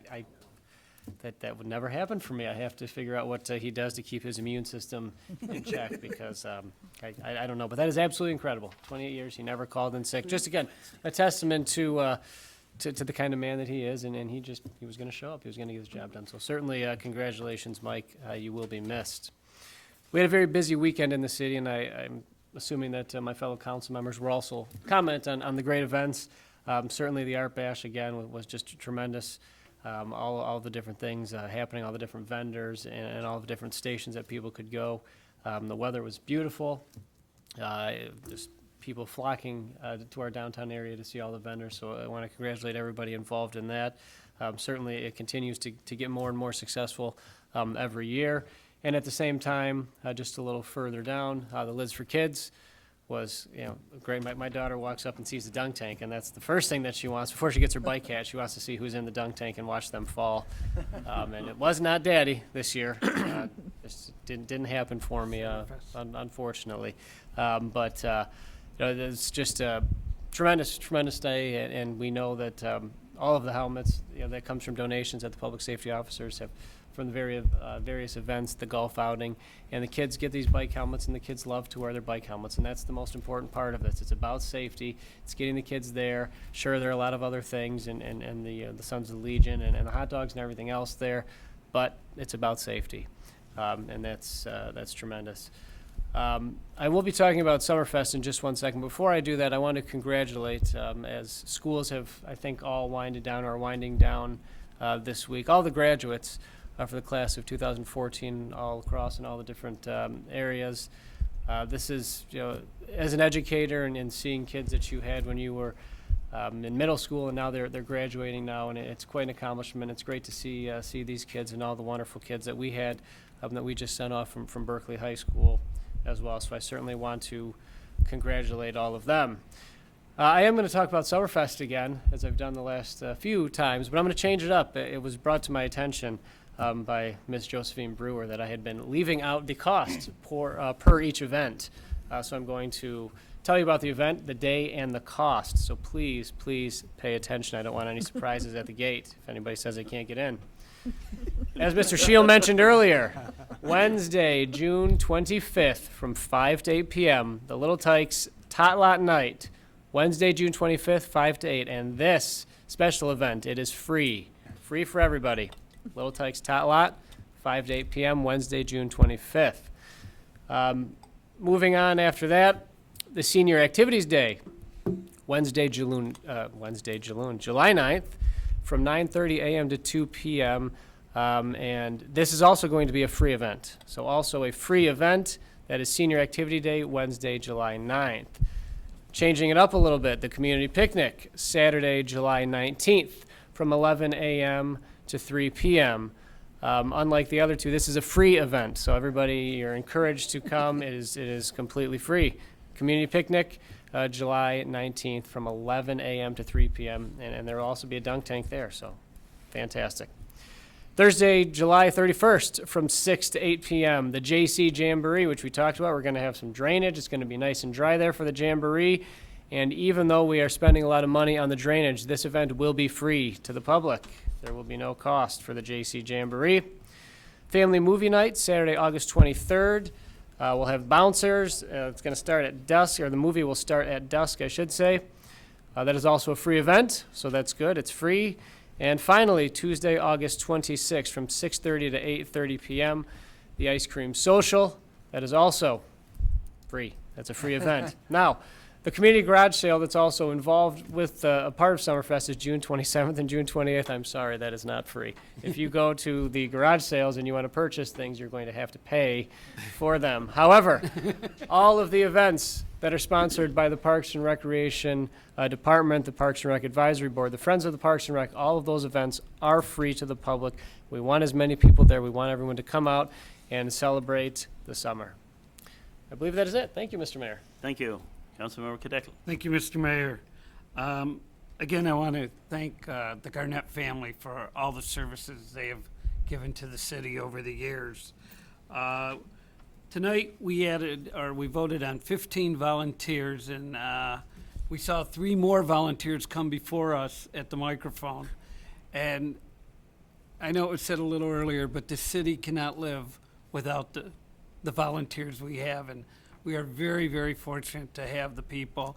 And even at the Friends of Berkley Parks and Recreation, we're seeing a lot of new faces coming forth to help improve the city. So I'm really happy about that. Dad's Club opening day was last Saturday, a week ago Saturday, and that was really a lot of fun to see all the kids marching from Berkeley High School to the fields and having the tournament play. And the weather held out for the most part. I want to congratulate Sergeants Andrew Hatfield and Corey Miller and Public Safety Officers Brian Lady and Dennis Gary for graduating from their honor guard education or school. And we're very fortunate to have our employees go beyond their call of duty just as public safety officers or DBW or Parks and Rec employees or library employees. They give that added flavor to the city. I want to welcome Urge Juice. They are a new organic juice place that opened up this past week. They are in the plaza where Burger King and Big B Coffee are. And I want to welcome Paul and wish him luck in his endeavors. Last Thursday, Councilwoman Stedman celebrated a special birthday, and I want to wish her a happy birthday. And before the next council meeting, our distinguished mayor will be celebrating his birthday, so happy early birthday. Thank you, Mr. Mayor. Thank you. Councilmember Baker. Thank you, Your Honor. A couple of quick things, again, building on the congratulations and gratitude for the past weekend. Thanks to everybody for their participation and involvement in the Art Bash, for the Lids for Kids events, and all the great things that were offered for residents and visitors to the city throughout this wonderful day, and all the work that went up to it. I completely echo the sentiments from my colleagues here in gratitude for all those who have served the city and continue to do so and bring all their energy and enthusiasm to all the many great things that happen across this great land. So thanks to them all for that. Another great thing is coming. There is a mobile app that is being launched to support citizens' access to the city. And unlike all of the events through the Parks and Rec, this mobile app is free. So that was awesome, by the way. That was really cool. The mobile app is available for both the iOS platforms as well as the Android platforms.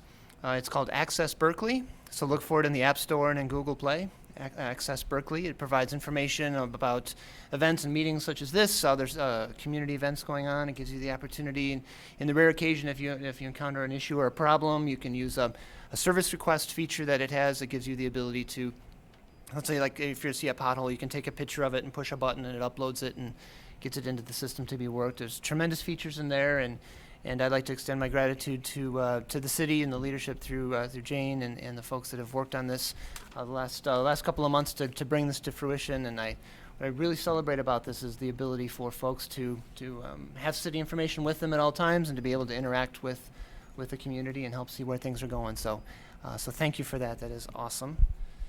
The quote I have for today, actually I had trouble attributing it, so I'll just offer it, and it says, "Safety doesn't happen by accident." And again, that's safety doesn't happen by accident. I've seen that quote in so many places, and none of them have an attribution. So I just thought it was appropriate because June is National Safety Awareness Month. Each of the weeks of the month have a particular theme or topic, something to kind of pay attention to. The first week was around preventing prescription drug abuse. Last week was around preventing slips, trips, and falls. This week is around being aware of your surroundings, situational awareness. Next week is to put an end to distracted driving. So each of these themes are things that we can help think about so that safety doesn't happen by accident. To the notion of being aware of your surroundings as you go about spring cleaning or working in the yard or those kinds of things, look for potential falling objects, things that you could come into contact, or more likely gravity could help it come into contact with you. Whether it's an object up on a shelf or something like that.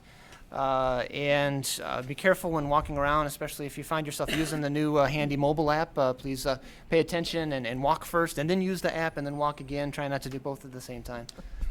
That would be sad. So So thanks. So please be safe, guys. It's safety shouldn't happen just here in the month of June, but it is a particular time for us to all be aware of the kinds of things that we can do to keep ourselves and our families safe. One last thing I'd like to offer is this week the Michigan Municipal League has a strategic conference for its officers and board members and folks like that.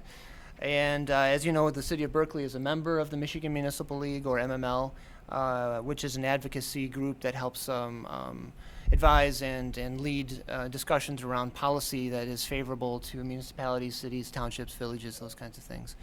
We're real pleased to be a part of that, and the focus of this particular session is on the strategic agenda going forward.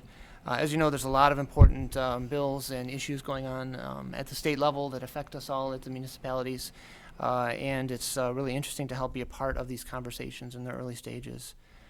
Just two quick updates I'd like to share from the MML that I think are important for us to be aware of. Just recently here, the legislature is adjourned for the summer. They went summer recess. If you were to assess their scorecard in terms of their accomplishments, they had a few wins and they had a few misses or incompletes, if you will.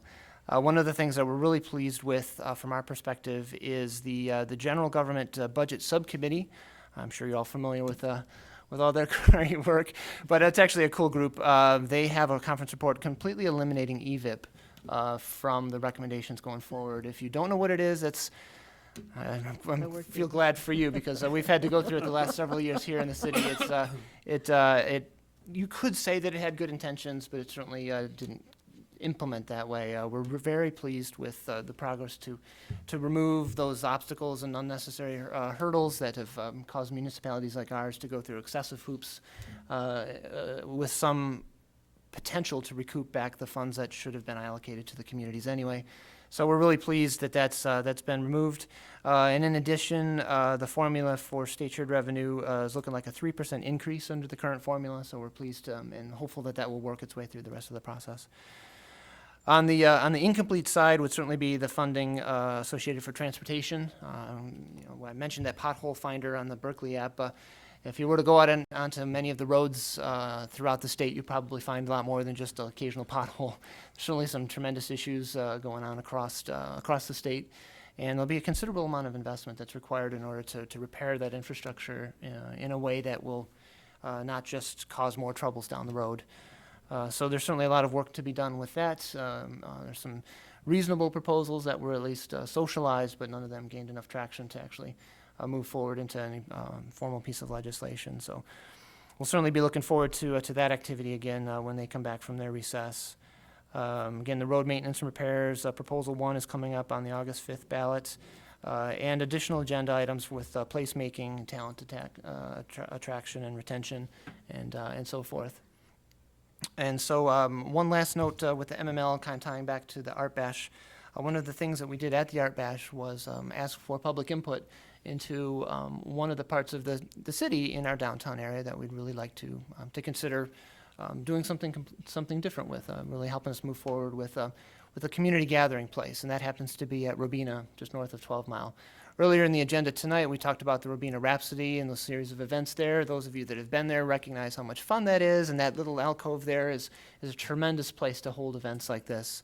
One of the things we did during the Art Bash was to put some demonstration projects in that area and ask for the public to provide input on those projects and what other kinds of things would you like to see in that little spot of our downtown. If we were to re-architect that, re-engineer it in ways that it could be, they call it activated. If you could activate that space in several ways to make it safe, comfortable, fun, engaging for families to come there. You could actually enjoy the businesses that are along Robina. There really are businesses on Robina north of 12 Mile. And to help support them and have fun with the family. Michigan Municipal League helped us to coordinate this event leading up to the feedback session, and I want to thank all of the residents and visitors who provided valuable input into what we could do with the Robina intersection. The next steps from that are to compile the input and to produce a report and some recommendations on some ideas of what we could do going forward to further enhance the quality of life and family engagement here in the downtown. So thanks, and here's to moving forward. Thank you, sir. Thank you. Councilmember Stedman. Thank you. First of all, I'd like to thank everybody that was involved and putting on Lids for Kids and the Art Bash. They were both wonderful events on Saturday, and we did have a perfect day. We couldn't have asked for a better day. The Art Bash seemed to be very well attended, especially in light of the fact that Royal Oak was having an art fair at the same time. And that looked pretty crowded too.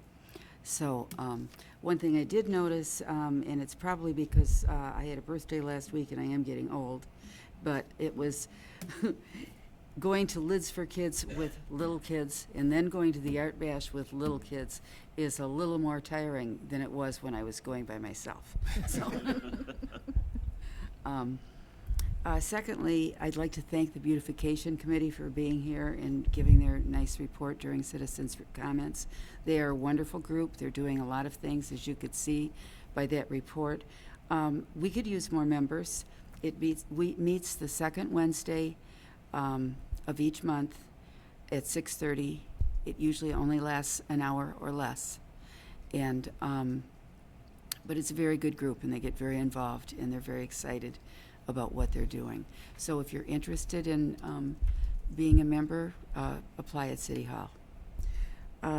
Thirdly, the library. First of all, the Friends had a great book sale during the Berkley days. They raised $1,585, and that was made possible by all those people who donated books and all those volunteers that spent the weekend selling them.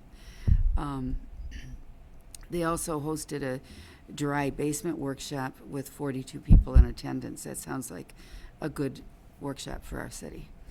The summer reading program is Matt Church said earlier when he was here, began today. And the Vibe Credit Union donated $925 to sponsor 3 children's programs. And many businesses in the area are contributing for prizes for raffles for adults. I have another thing here if I can find it. Okay. Another thing that is coming up is Ambition, Anxiety, and Delusion, Origins of World War I. This is a lecture by Bruce Zellers of Oakland University, and he will be here July 14th at 6:30 p.m. And that sounds like a very interesting topic. So that would be on the library website if you're interested in looking that up. And finally, I would just like to congratulate our mayor in guiding us through an 18-item agenda in just 1 hour and 38 minutes tonight.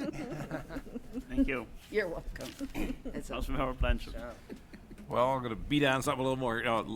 Lids for Kids was on Saturday. For those of you who don't know, over 400 bike helmets were given out, and those helmets are fitted to the child. There are more children than that. Some came with their own helmets, and our volunteers assisted them in getting fitted properly. So I estimate there's probably about 500 kids that went through there. So it was very well attended.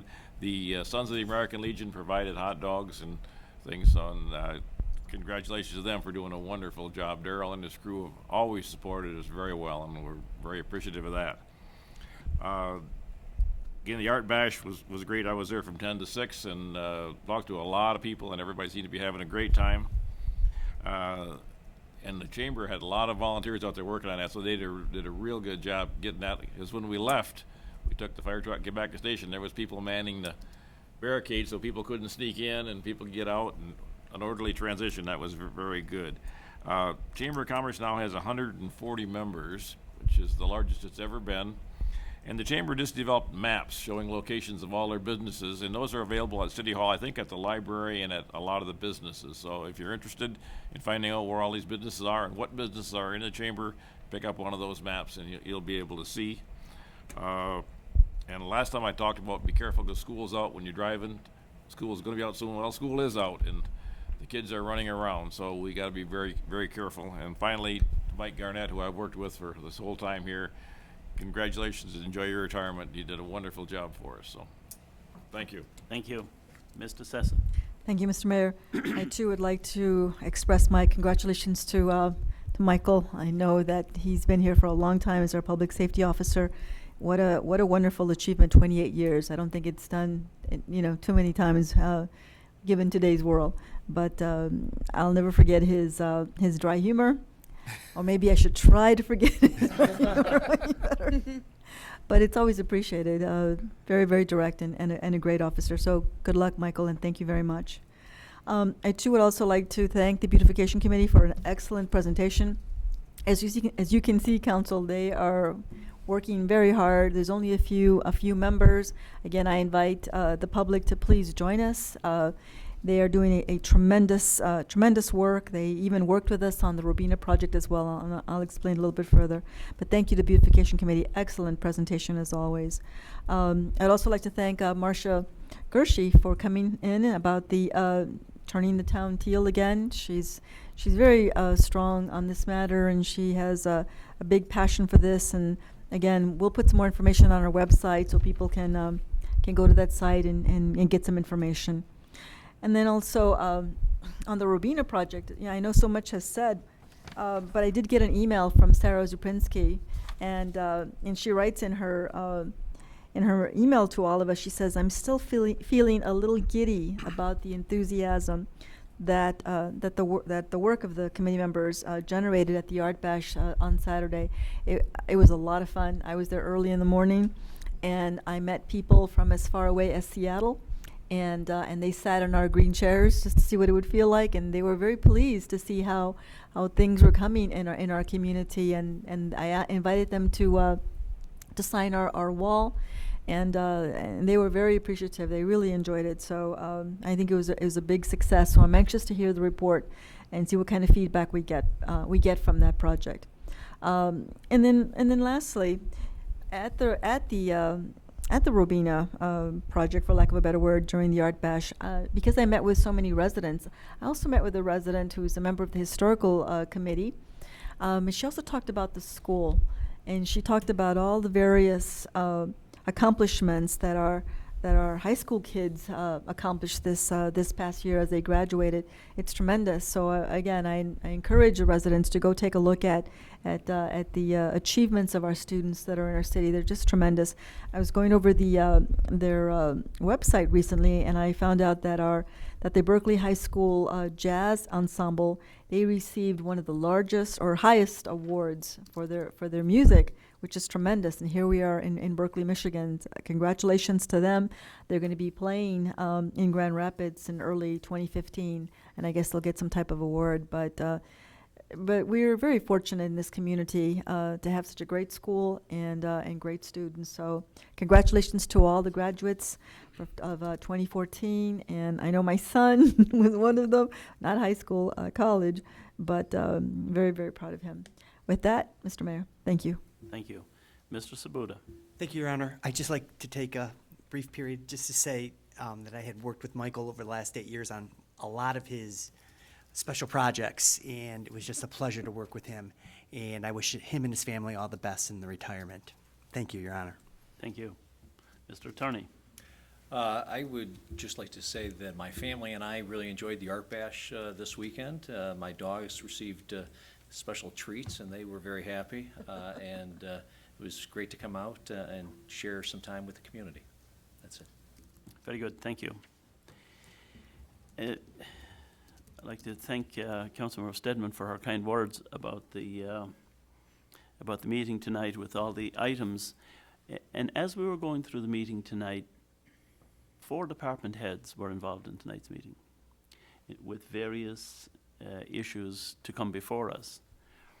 Chief Eshman, Public Safety, Tom Caldwell from Parks and Rec, Matt Church from the Library, and Derek Schuler from Public Works.